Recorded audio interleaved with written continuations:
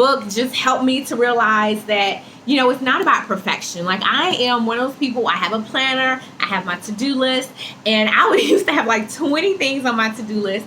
And if everything was not checked off by the end of the day, I would lose my mind.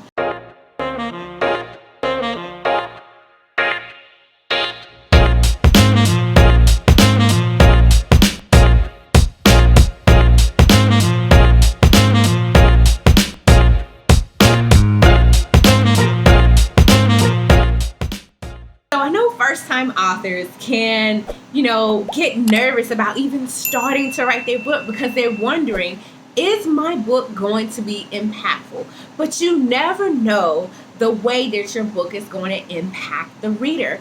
So today I'm going to share with you 5 books, right, that have impacted my life and how. So the first one is Grace Not Perfection by Emily Ley.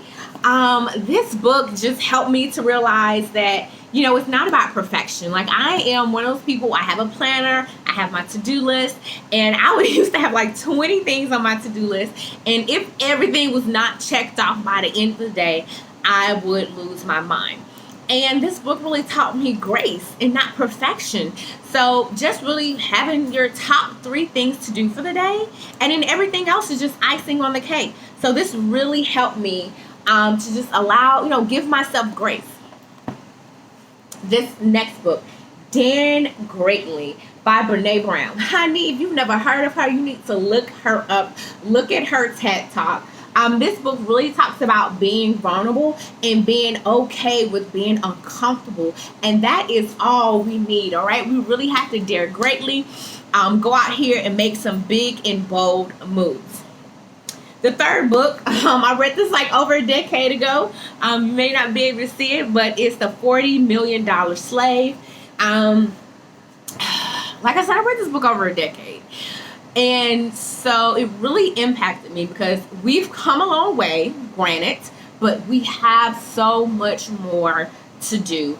And so if you're someone who loves sports, not that I love sports, but I'm interested, it is definitely a good reader. So The $40 Million Slave by Roden.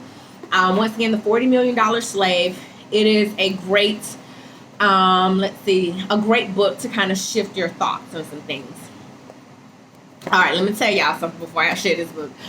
The old me, honey, the young me back in my college days, honey, had a attitude, honey, and cursed more than a sailor. Honey, I could win a cursing match with a sailor, okay? And I just had so much anger. It was just like attitude-y. And so this book, I'm not quite sure who gave it to me. I think it was like, a friend or a trusted, family member or trusted friend. But this book is Women and Their Emotions by Miriam Neff.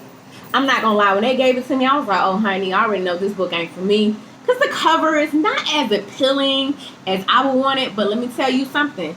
This is one of these books that you should not judge by the cover. This book really helped me go through and discover some things about me and help me change and mature into the woman of God that I am today. So, for all my women out there, if we deal with some emotions, not just attitude, but anxiety, stress, really loving and knowing and appreciating who you are, Women and Their Emotions, this is a good book to get. And of course, the last book that really helped me was the very first book that I've written, A Woman's Guide to Be Single, Satisfied, and Saved. This book really proved to me that I can accomplish my goals and my dreams, and I really just have to push forward. It took me 18 months just to write my first book, girl. I had to stop, start, had some life issues happen, but this is the very first book that I've written. So if you are one that you are ready to fulfill your dreams of becoming a published author, and you're just not quite sure the impact that your book is going to make, if you are needing some help on how to start, if you just need to talk to someone, then I definitely encourage you to visit my website, ashleymking.com, or click the link in my bio on this video and schedule a discovery session or a consultation with me, all right? So definitely go ahead, write your book, because you never know the impact. and the change that it will inspire in someone's life. Love y'all. Talk to you later.